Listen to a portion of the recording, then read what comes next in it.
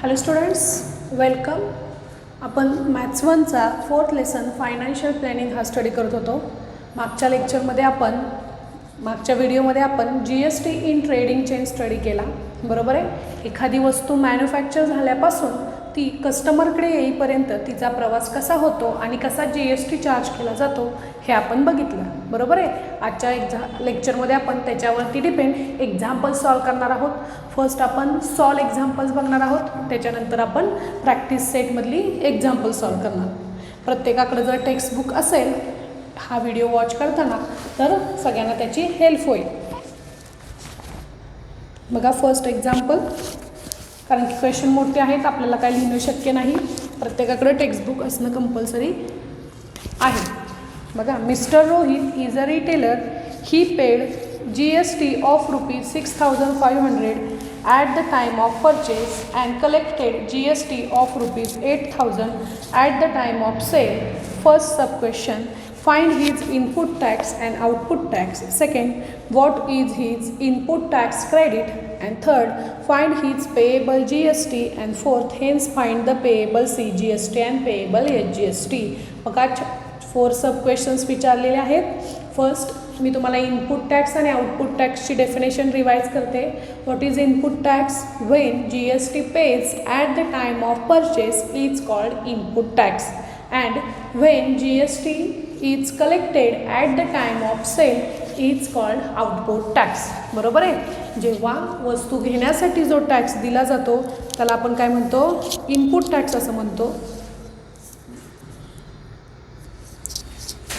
आणि ती वस्तू विकत घेताना जो दिला जातो तो इनपुट टॅक्स आणि विकताना पुढच्याकडून जो घेतला जातो तो आउटपुट टॅक्स असतो. बरोबर आहे. आता आपल्याला तुम्हाला मी काल सांगितलं होतं, कालच्या व्हिडिओमध्ये 2 वर्ड्स आहेत. इनपुट टॅक्सशी रिलेटेड कोणते?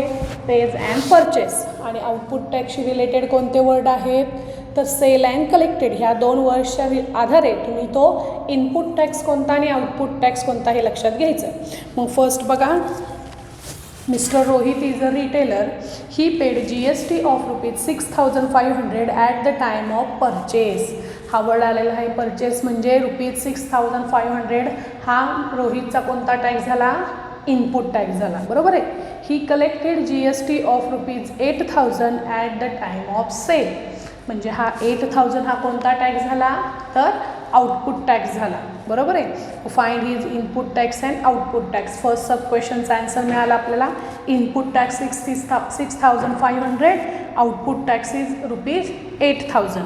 Then find his input tax. What is his input tax credit? तर ITC इनपुट टॅक्स क्रेडिट म्हणजेच इनपुट टॅक्स. जो इनपुट टॅक्स असेल तेच ITC असतं. किती आहे इनपुट टॅक्स? 6,500. हा काय झाला? इनपुट टॅक्स झाला. बरोबर आहे. म्हणजेच input tax credit. And next third, find his payable GST. What is the definition of payable GST? The difference between output tax and input tax means that is ITC input tax credit is called payable GST. Okay. Then आपण subtraction करणार आहोत. 8,000 minus 6,500. And fourth one, hence find the payable CGST आणि HGST. एकदा का payable GST find out झाला की आपल्याला payable CGST आणि HGST पण फाइंड आउट करता येतो. GST divided by 2 is CGST and HGST. Okay. बघा आपण सॉल्व करूयात.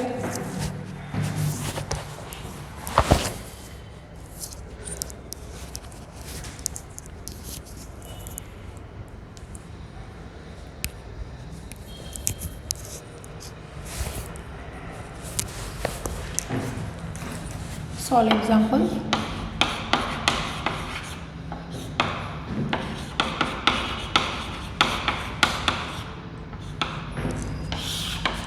First one, first sub questionचा आन्सर राईट डाऊन करूयात आपण.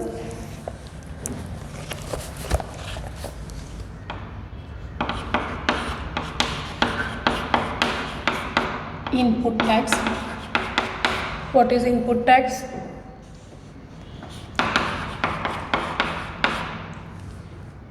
tax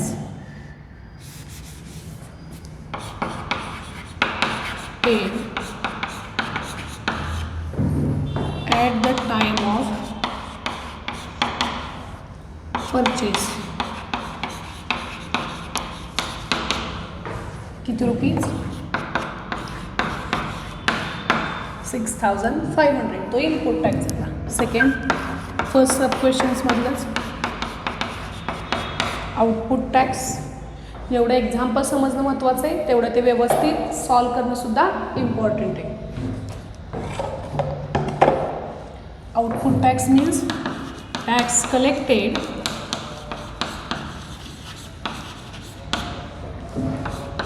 at the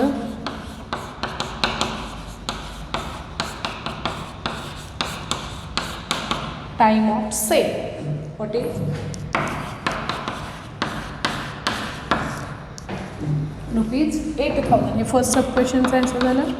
second sub question, what is input tax credit. ITC is equal to input tax म्हणजेच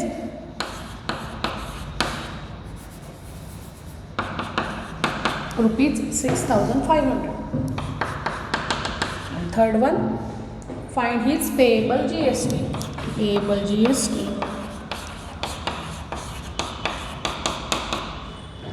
Output tax.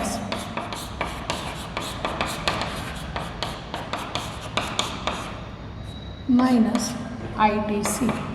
What is output tax? 8,000 minus 6,500. That is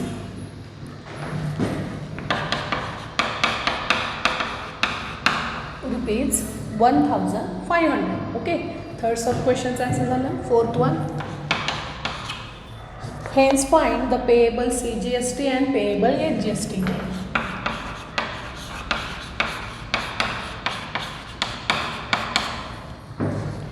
is equal to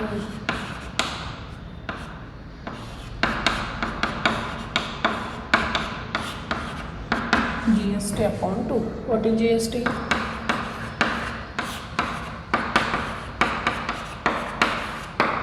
rupees 750. Okay. Final answer न विसरता लिहायचं compulsory. हा झाला first question. Already बुकमध्ये solve examples आहेत ही, तरीसुद्धा तुम्ही ती न बघता सॉल्व करायची आहेत. Then second example, messrs Jai chemical purchase a liquid soap having taxable value rupees 8,000 and sold it to the consumer for the taxable value rupees 10,000. Rate of GST is 18%. Find the CGST and HGST payable by messrs Jai chemicals. बघा आता first example आणि हे second एक्झाम्पलमध्ये काय difference आहे. First एक्झाम्पलमध्ये आपण बघितलं directly input tax output tax दिला होता, पण ह्या एक्झाम्पलमध्ये टॅक्सेबल व्हॅल्यू म्हणलं आहे प्लस रेट ऑफ GST दिलेला आहे ह्या एक्झाम्पलमध्ये. मग बघा आता कसं आहे ह्याच्यामध्ये डिफरन्स. ह्या दोन एक्झाम्पलमध्ये मी आधीही सांगितलं होतं तुम्हाला की ह्यामधली प्रत्येक एक्झाम्पल ही वेगवेगळे आहेत. एखादं दुसरं सोडलं तर ते सेम असेल, नाहीतर प्रत्येक एक्झाम्पल ही डिफरंट टाईपची आहेत. त्यासाठी आपल्याला बेसिक इन्फॉर्मेशन सगळी माहिती असली पाहिजे. What is taxable amount, total value, या सगळ्या वर्डचे आपल्याला मिनिंग्स माहिती असले पाहिजेत. What is given and what we have to find हे आपल्याला एक्झाम्पल रीड केल्या समजलं पाहिजे, तेव्हा आपल्याला ते लिहिता येईल. ओके. बघा, messrs Jai chemicals purchase a liquid soap having taxable value purchase, आणि टॅक्सेबल व्हॅल्यू किती आहे रुपीज 8,000. ह्या एक्झाम्पलमध्ये डिरेक्टली इनपुट टॅक्स परचेस म्हणल्यानंतर इनपुट टॅक्सच ना, directly input tax find out करून दिलेला नाही. जे आपण फर्स्ट एक्सरसाइजमध्ये प्रॅक्टिस सेट 4.1मध्ये amount of GST taxable value आणि रेट ऑफ GST गिवन होता ना. हां, मग ते जसा तिथं GST फाइंड आउट केला तसा इथं आपल्याला amount of input tax find out करायची. त्यासाठी रेट गिवन आहे बघा 18%. म्हणजे 8,000वरती आपल्याला 18% कॅल्क्युलेट केलं. जे ॲन्सर म्हणजे जे अमाऊंट फाइंड आउट होईल ती झाली आपली इनपुट टॅक्स. बरोबर आहे. And same sold it to the customer for the taxable value rupees 10,000. किती रुपीज आहे 10,000. ते सोल्ड केले म्हटल्यानंतर तो कोणता झाला आउटपुट टॅक्ससाठीची टॅक्झेबल व्हॅल्यू. बरोबर आहे. मग 10,000वरती आपण 18% कॅल्क्युलेट केलं की आपल्याला काय मिळणार, आउटपुट टॅक्स मिळणार. बरोबर आहे. म्हणजे फर्स्ट आणि सेकंड एक्झाम्पलमध्ये काय डिफरन्स आहे रे, तर फर्स्ट एक्झाम्पलमध्ये इनपुट टॅक्स आणि आउटपुट टॅक्स डिरेक्टली दिलेला आहे आणि ह्या एक्झाम्पलमध्ये इनपुट टॅक्स आणि आउटपुट टॅक्ससाठीची लागणारी टॅक्झेबल अमाऊंट दिलेली आहे. बघा सॉल्व करूयात आपण.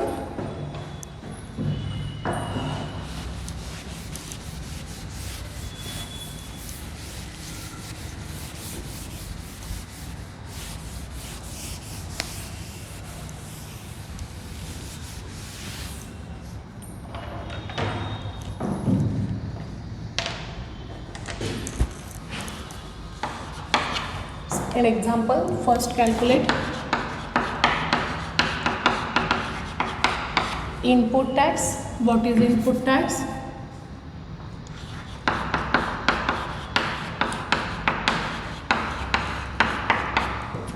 At the time of purchase. किती आहे, 8,000. बरोबर आहे.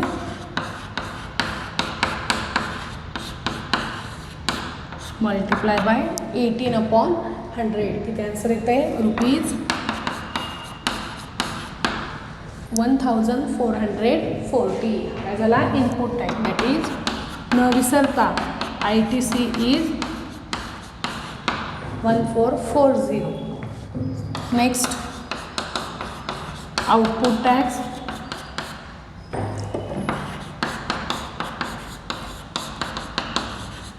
At the time of sale.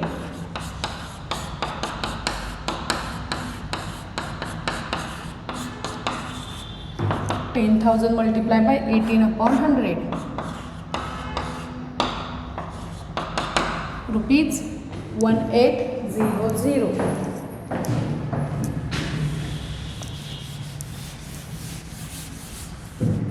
And therefore payable GST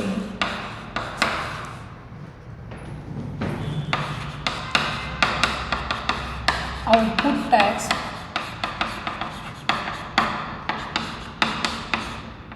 minus ITC. Compulsory definition write कर, फॉर्म्युला राईट डाऊन करायचा. Output tax 1,800 minus 1,040, 360.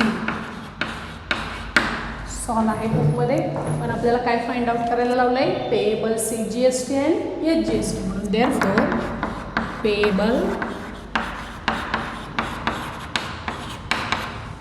CGST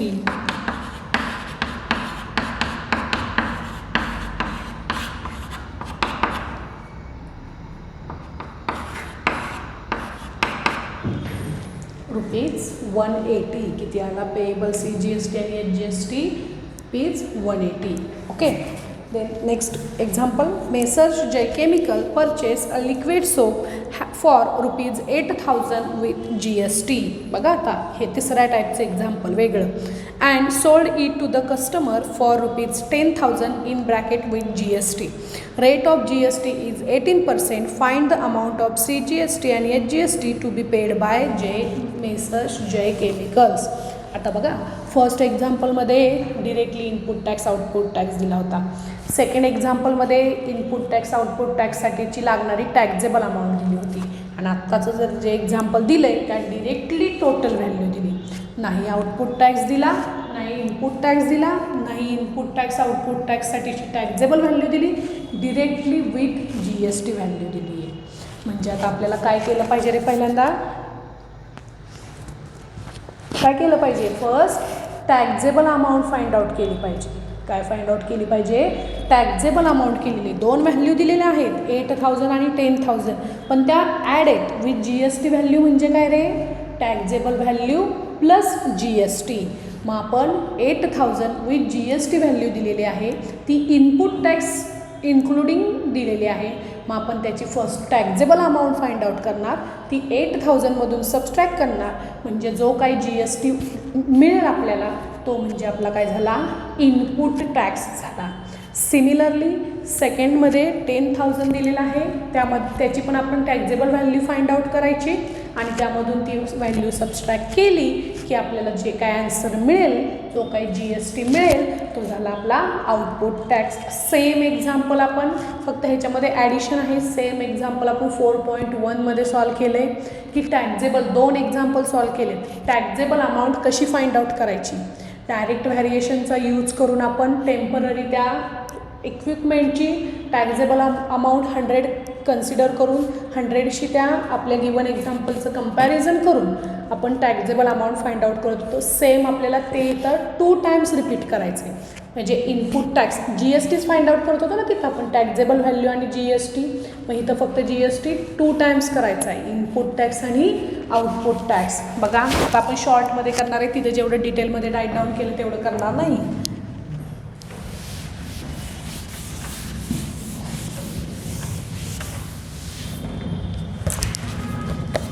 बघा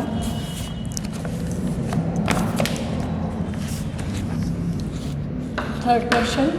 आता फर्स्ट 8,000 म्हणजे आपण इनपुट टॅक्ससाठीची टॅक्झेबल व्हॅल्यू म्हणजे इनपुट टॅक्स फाइंड आउट करण्यासाठी फर्स्ट आपण टॅक्झेबल व्हॅल्यू फाइंड आउट करूया. बरोबर आहे. लिक्विड सोपची व्हॅल्यू किती आहे, ₹8,000 आहे. मग टेम्पररी आपल्याला विथ GST व्हॅल्यू आहे. मग आपल्याला ज्याची व्हॅल्यू फाइंड आउट करायची टॅक्झेबल अमाऊंट, ते आपण टेम्पररी किती कन्सिडर करूया, ₹100. डिरेक्टली मी राईट डाऊन करते. First sub question for the, बघा इनपुट टॅक्स काढण्यासाठी फर्स्ट आपण टॅक्झेबल व्हॅल्यू फाइंड आउट करतोय.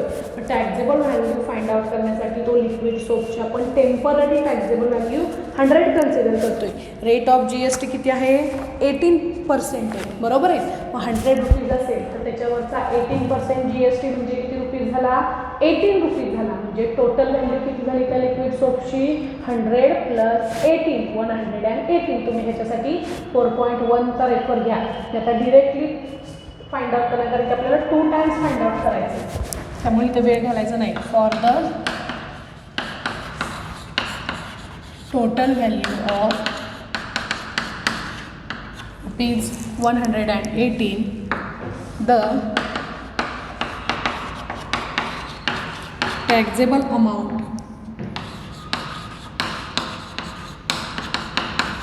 इज ₹100. पुढचं फॉर ज्याची आपल्याला actual input tax find out करायचं आहे. For the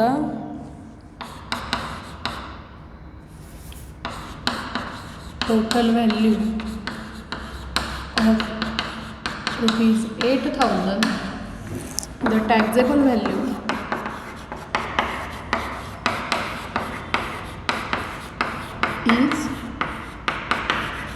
is ₹X.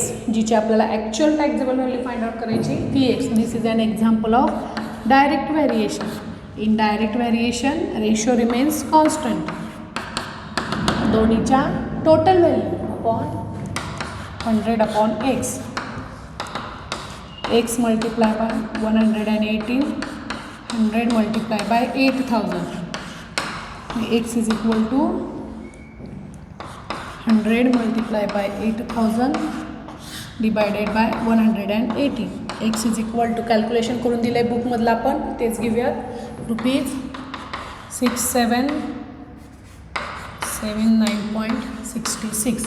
ही झाली त्या लिक्विड सोपची टॅक्झेबल व्हॅल्यू. मग आता आपल्याला काय फाइंड आउट करायचं आहे रे, इनपुट टॅक्स. म्हणून देअरफॉर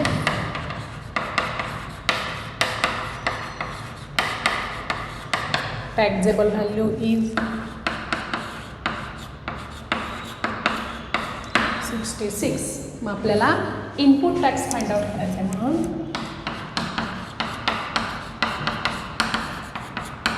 टोटल व्हॅल्यू किती आहे, 8,000 minus 67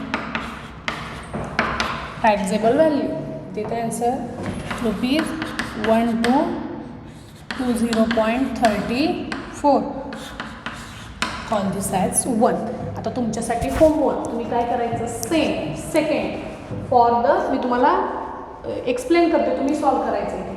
for the total value of ₹118, सेमच राहणार आहे 18%.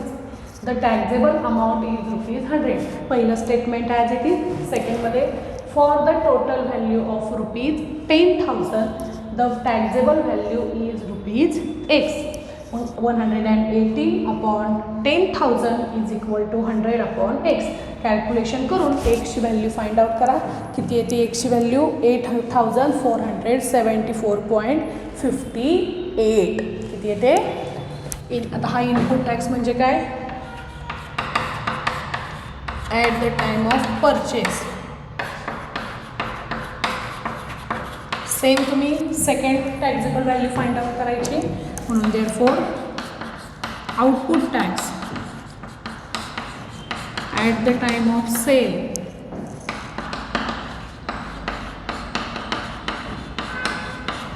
Is equal to ₹10,000 minus 8474.58 is equal to ₹1525.42. Call this as second. म्हणजे इथं फर्स्टमध्ये आपण इनपुट टॅक्स फाइंड आउट केला आणि सेकंडमध्ये काय फाइंड आउट केला? आउटपुट टॅक्स फाइंड आउट केला. बघा आलं लक्षात. आपण आपल्याला काय फाइंड आउट करायचं आहे? पेएबल CGST आणि HGST. First we have to find payable GST. What is payable GST? Output tax minus ITC. What is output tax? 1525.42 minus 1220.34 is equal to ₹305.08. 305.08. आणि व्हॉट इज पेएबल CGST आणि HGST? Divide this by 2. ते तुम्ही find out करायचं आणि हे example complete करायचं आहे. हे ऑलरेडी आपल्याला सॉल्व करून दिलेलं आहे.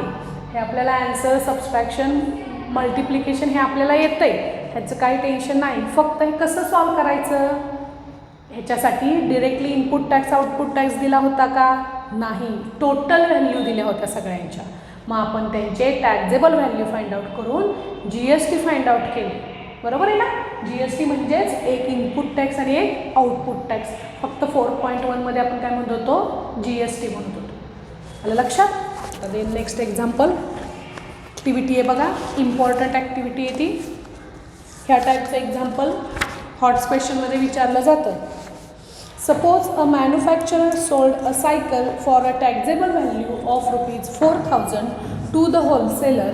Wholesaler sold it to the retailer for ₹4,800 taxable value. Retailer sold it to the customer for ₹5,200 taxable value. Rate of GST is 12%. Complete the following activity to find the payable CGST and HGST at each stage of trading. बघा same आपण काल वॉचचं example बघितलं. Same तसंच आहे फक्त सायकलचं. बघा मी flow chart काढून तुम्हाला एक्सप्लेन करणार आहे. प्रत्येकाने आपल्यासमोर टेक्स्टबुक घ्या आणि तिथं फिलअप करा. बघा हे आलं का लक्षात? मला ह्या एक्झाम्पलची फक्त तुम्हाला आयडिया द्यायची होती की आपण जी आत्तापर्यंत 3 एक्झाम्पल्स बघितले ते किती डिफरंट टाईपचे आहेत. कसे इनपुट टॅक्स आणि आउटपुट टॅक्स काय कायमध्ये डिरेक्टली आहेत, काय कायमध्ये कॅल्क्युलेट केले आणि ह्याच्यामध्ये तर खूपच एक्स्ट्रा डीपमध्ये दिलं होतं. आलं लक्षात? रफ करते मी आता हे.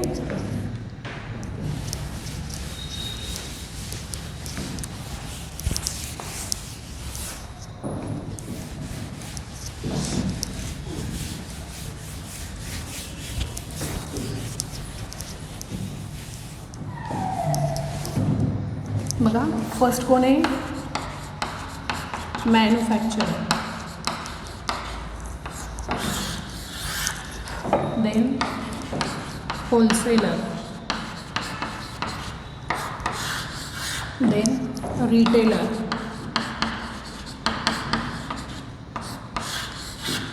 आणि लास्ट कस्टमर.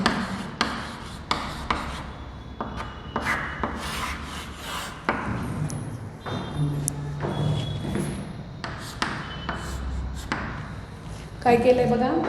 हे फर्स्ट येणार. एखाद्या गोष्टीचा प्रवास कुठून होतो? Manufacturer, wholesaler, retailer and customer. Okay. मॅन्युफॅक्चररने काय केलं, ती सायकल कुणाला सेल केली, होलसेलरला केली. किती रुपीजला, 4000 रुपीजला. बरोबर आहे. त्याच्यावर किती पर्सेंट GST चार्ज केला गेला, 12% चार्ज केला गेला. बघा 4000 वरती 12% तुम्ही कॅल्क्युलेट करा, किती येते रुपीज, 480.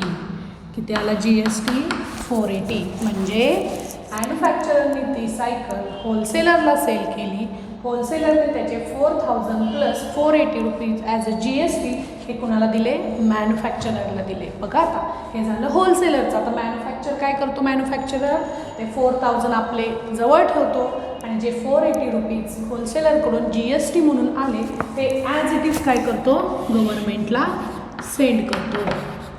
हा झाला होलसेलरचा GST. म्हणजेच हा मॅन्युफॅक्चररचा काय झाला रे, आउटपुट टॅक्स. काय झाला, हा मॅन्युफॅक्चररचा हा आउटपुट टॅक्स त्यांनी कलेक्ट केला आहे ना, आणि तो ॲज इट इज काय करतो, गव्हर्नमेंटला सेंड करतो. म्हणजे मॅन्युफॅक्चररचा GST किती झाला, पेएबल GST 480. तो स्वतःला एकही रुपया ठेवत नाही. सेम होलसेलर काय करतो, ती किती रुपीजला सेंड करतो बायसिकल, रुपीज 4800. त्याच्यावरती पण 12% GST चार्ज होतो. म्हणजेच किती रुपीज होतो, 576 रुपीज. किती आला, 576. मग होलसेलर काय करतो, बघा त्याने आधी किती भरलेले असतात, 480 रुपीज भरलेले असतात स्वतःजवळचे. तो कुणाकडून घेतो, रिटेलरकडून घेतो. मग तो ते 4800 प्लस त्यांनी जे आधी भरलेले असतात 480 रुपीज ते आपले वळते करून घेतो. आणि जी सबस्ट्रॅक्शन येते 96 रुपीज ते काय करतो, GST म्हणून गव्हर्नमेंटला पाठवतो. बघा आलं का लक्षात, होलसेलरने काय केलं, ते स्वतः आधी 480 भरले होते, ते रिटेलरकडून घेतल्यानंतर त्यातून वळते करून घेतले. म्हणजे होलसेलरचा हा 480 रुपीज इनपुट टॅक्स झाला, कारण की त्यांनी परचेस करताना दिलं होतं. आणि होलसेलरचा हा 576 कुठला झाला, आउटपुट टॅक्स झाला, तो पुढच्याकडून कलेक्ट केला आहे. रिटेलरचा हा इनपुट टॅक्स झाला. रिटेलरने काय केलं, मग ती सायकल रुपीज 5200 रुपीजला कस्टमरला सोल्ड केली. बरोबर आहे. तिथं पण 12% GST चार्ज केला गेला. म्हणजे किती आलं आन्सर, 5200 मल्टिप्लाय बाय 12%. किती येतं, 624. याला 624. मग कस्टमरने रिटेलरला 5200 प्लस 624 रुपीज दिले. बरोबर आहे. मग रिटेलर ही काय करतो, होलसेलरसारखं जे आधी दिले होते ते आपले वरते करून घेतो आणि जे रिमेनिंग अमाऊंट आहे कुणाला पाठवतो, गव्हर्नमेंटला ॲज अ पेएबल GST.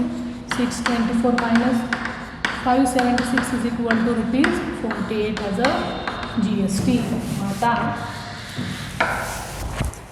हा मॅन्युफॅक्चररचा पेएबल GST झाला किती रुपीज, 480 रुपीज. होलसेलरचा पेएबल GST 96 रुपीज.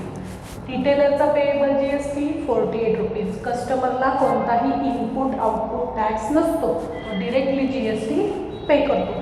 मग हे 480 प्लस 96 प्लस 48 म्हणजेच टोटल 624 रुपीज होतात.